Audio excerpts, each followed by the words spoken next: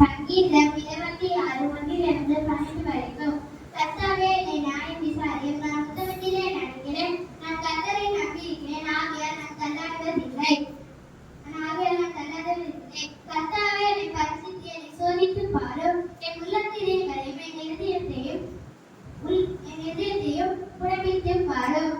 உம்முடைய கிருபை என் கண்களுக்கு முன்பாக இருக்கிறது. உம்முடைய சட்டத்தை நடத்திக் கொள்கிறேன். வீரரோடு நான் உட்கார்வதில்லை. வஞ்சகரிடத்தில் நான் சேர்வதில்லை.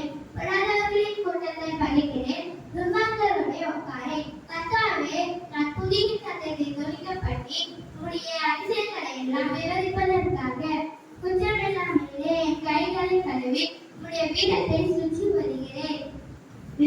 சுற்றி வருகிறேன். கர்த்தாவே, உம்முடைய ஆலயமாகிய வாசஸ்தலத்தையும் உம்முடைய மகிமை தங்கிய ஸ்தானத்தையும் வாஞ்சிக்கிறேன். என் ஆத்துமாவை வாரிகளோடும் என் ஜீவனை இரத்தப்பிரியரோடு கூட வாரிகளால் தெரியும். அவர்கள் கைகளில் தீவிரை இருக்கிறது.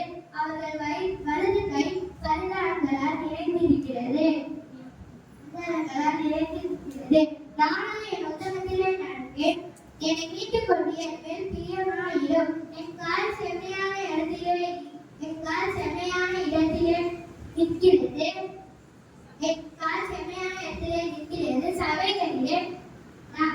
சபைகளிலே நான் கர்த்தரை துதிப்பேன். சங்கீதம் 27:1-10 வரைக்கும். கர்த்தர் என் வெளிச்சமும் என் ரட்சிப்புமானவர்.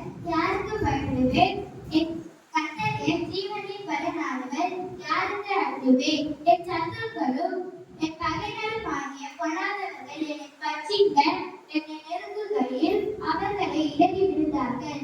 எனக்கு விரோதமாக ஒரு பாலியம் இறங்கினாலும் என் இருதயம் பயப்படாது. என் மேல் ஒரு யுத்தம் இறங்கினாலும் நான் நம்பிக்கையாயிருப்பேன்.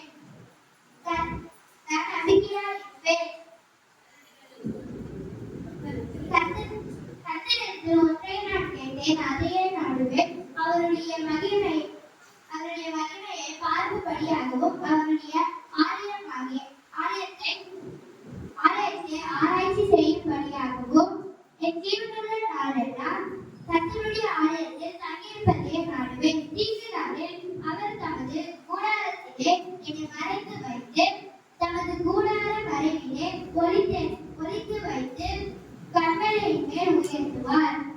இப்போது என் தலை என்னை சுற்றிலும் இருக்கிற என் சத்துருக்களுக்கு மேலாக உயர்த்தப்படும். அவருடைய கூடாரத்திலே ஆனந்த பலிகளை இட்டு கர்த்தரை பாடி அவரை கீர்த்தனம் பண்ணுவேன். கர்த்தாவே, என் சத்தத்தை கேட்டு நான் கூப்பிடுகிற சத்தத்தை கேட்டு எனக்கு இறங்கி எனக்கு உத்தரவு அருளி செய்யும். என் முகத்தை தேடுங்கள் என்று சொன்னீரே. உடைய முகத்தையே தேடுவேன் என்று என் இருதயம் உம்மிடத்தில் சொல்லிட்டு உம்முடைய முகத்தை எனக்கு மரியாதையும் நீர் கோபத்துடன் உமது அடியேனை கைவிடாமல்